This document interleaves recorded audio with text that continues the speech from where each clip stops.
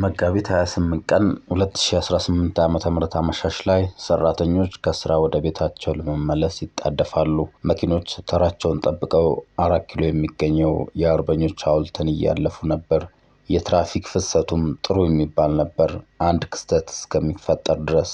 ክስተቱም በድንገት 4 ኪሎ አደባባይ ውስጥ የገባችው ውሻ መውጫ ጠፋት። መውጫ ፍለጋ አንዴ ወደ ላይ አንዴ ወደ ታች ስትሄድ የመኪኖቹን እንቅስቃሴ ለተወሰኑ ደቂቃዎችም ቢሆን አስተጓጉላ ነበር። አሽከርካሪዎች ውሻዋን ላለመግጨት ፍጥነታቸውን በመቀነስና አቅጣጫቸውን በመቀየር ሲጠነቀቁ ታይተዋል። ውሻዋ አደባባይ ይዘጋልኝ ያለች ይመስል ነበር። አደባባይ ውስጥ እየተዟዟረች ለአጭር ደቂቃዎች ቆይታ ነበር። ውሻዋን ከአደባባይ ውስጥ በማስወጣት ሊረዳት የሞከረ ሰው አለመኖሩ ግርምት አጭሯል። በሌላው ዓለም መኪና አቁሞ እንስሳትን መንገድ ማሻገር የተለመደ ነው።